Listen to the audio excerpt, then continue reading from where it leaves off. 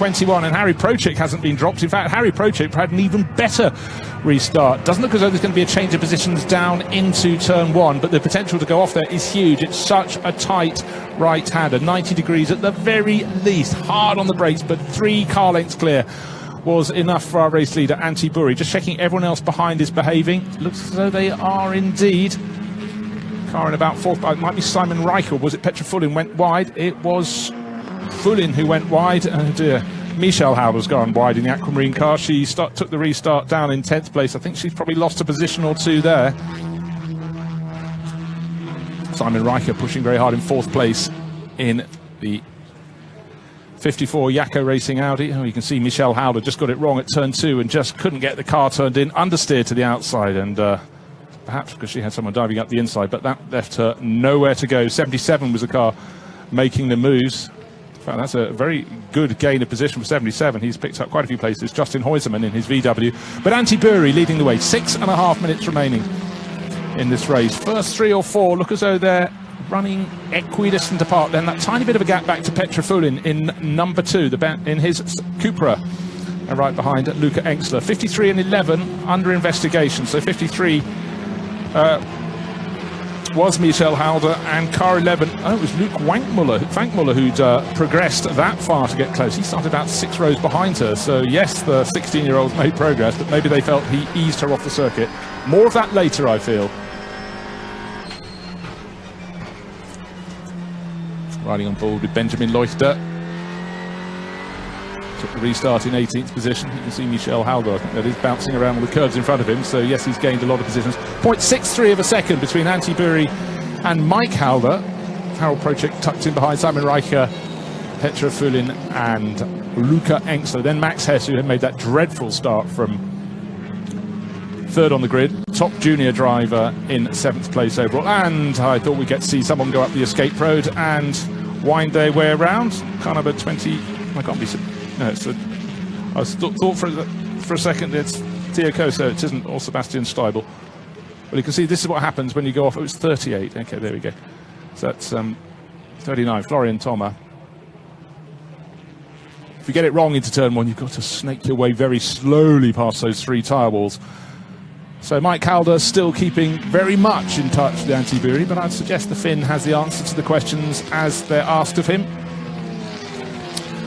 Luke Vankmuller, he's one of the drivers under investigation along with Michel Halder, but he's just doing what he has to at the moment. He's up into 11th place, which isn't too bad because he started from the 9th row.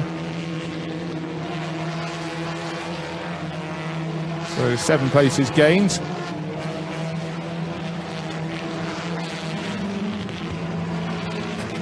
Just looking at the moment to see the progress of car 14, Niels Langeveld. There's a bit of tyre debris in the circuit there on the left of the screen.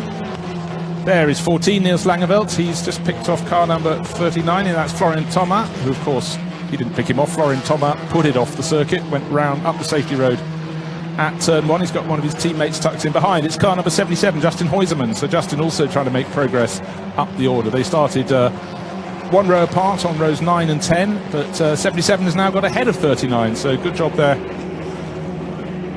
as positions change. All very tight on the start-finish line, and driver making gains. Niels Langeveld picking up positions. There's Langeveld, racing 1 Audi going out of screen. Michelle Halder in the Aquamarine Cupra was the one that lost positions. She started 8th, and unfortunately for her, she's down in 18th. That's what happens on a restart. If you get pushed wide and just can't get any power down because you're not on the circuit, you're in the gravel, and they will gobble you up, all those behind. And Kai Bak being pushed very, very hard indeed. This sequence of... are they chicanes? Are they S's? Either way, the track turns left, right, a couple of times before it gets down to turn 10. 3 and a bit minutes remaining in this race. No answer at the moment to the pace of Antti Buri. It's come down, well, as I say that, it's actually just come down by a 1/4 of a second. And then you see Mike Halder showing he's trying to take the shortest line around the track, kicking up the dirt in the Honda as he gives chase. So it went one way, and then last lap it came down 1/4 of a second there. 0.237 from Halder, cutting it down to 0.4 of a second precisely, and Harry Prochik in the background just can't live with the pace. He's safe in third position, but his Opel dropping away from this two, or more to the point, these two pulling away from the Opel. So it's Audi from Honda from Opel. That's a pretty good mix. And then the second Audi in the line is Simon Reicher, car number 54. Serious attack here. 2 and a bit minutes remaining. Watch the clock. But Antti Buri, clear exit from turn 21, opens it out. On the start-finish line, he gained exactly what he'd lost the lap before, 0.626 of a second that time. So what he lost, he regained. All very useful fractions of a second. A decision has been made. Black and white driver warning flag to car 11. Or more to the point, the driver of car 11, that's Luke Vankmuller, for forcing another driver off the track. So it's the judge that he's the one that pushed Michel Hauder into gravel at turn 2. Well, he looked that way, in front of Langeveld, someone else locking up. Very busy, but it's very hard to make a move. Kusiniemi pushing super hard in his VW from position 1. Motorsport, but for the moment the Finn can't work his way past. Let's see what it looks like through the windscreen of Benjamin Leuchter's VW. Looking at the tail of Florian Thoma. Thoma will be regretting getting his braking wrong down into turn 1, but you go past a certain point, you have to just either take a choice. Either throw the car in sideways and risk spinning, or just thread your way so slowly through those 3 tyre walls before rejoining on the exit of turn 2. Yeah, from the outside is Leuchter's VW. He pushed very hard indeed. You can see just how close, because he's got Michel Hauder trying to fight back in the number 53 Cupra. Why am I not calling it a Seat? That's because over the winter, Cupra, they've rebranded, and it's not a Seat Cupra anymore. Cupra is the performance brand of Seat. So these are Cupra Leons.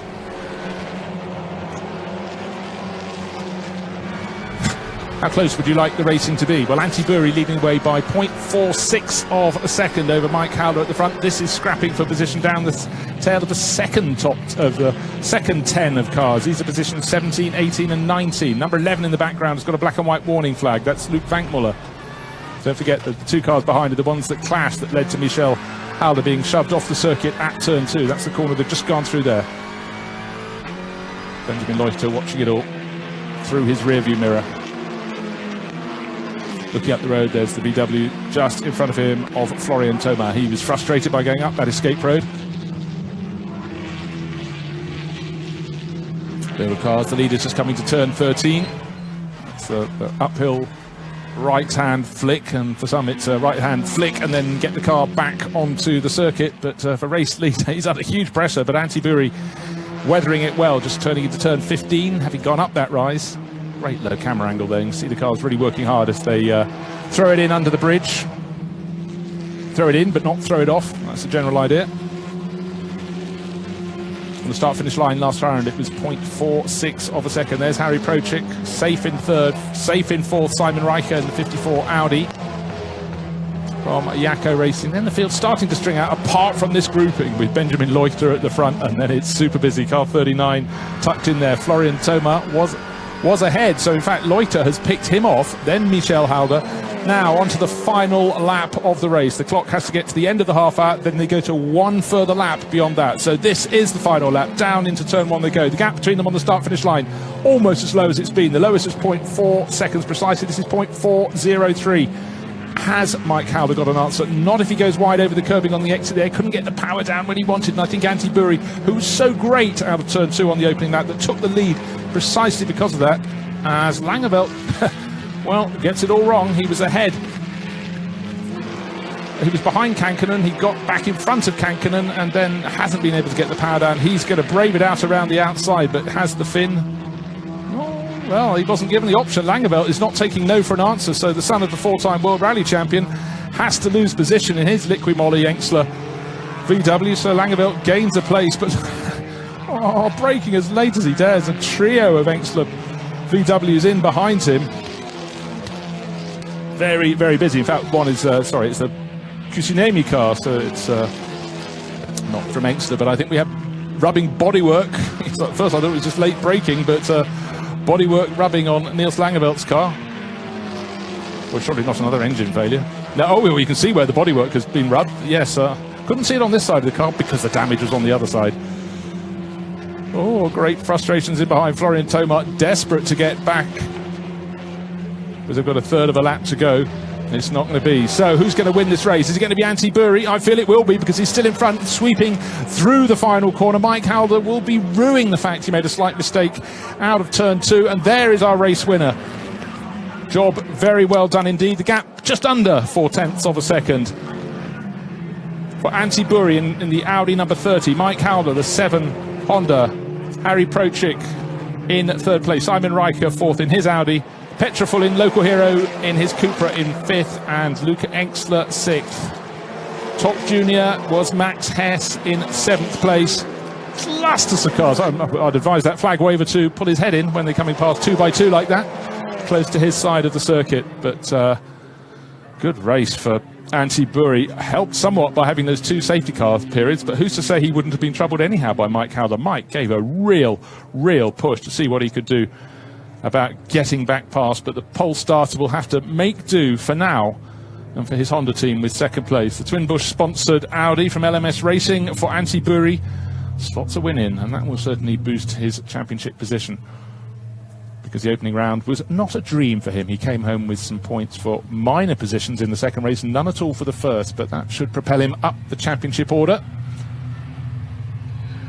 40 points for a win will certainly put him in the mix. There it is, victory for LMS Racing and Antti Buri by just under 0.4 of a second. Mike Halder and the Honda Civic from Team Honda ADAC Saxon so close behind. Harry Prochik made his move on the opening lap, 5th to 3rd, and there he stayed. Simon Riker likewise quiet in 4th place. Petra Fullin just ahead of a whole train of cars, holding down 5th place for the honour of the Czech racers. And of course, Luca Engstler right on his tail. The top junior runner, 7th place overall, Max Hess, will be kicking himself for making such a truly dreadful start from 3rd on the grid. Great stories up and down the order. Luke Vankmuller ended up in 17th, pretty much where he started, but he did have that warning flag for pushing Michel Halder off the circuit at turn 2 on the 2nd restart.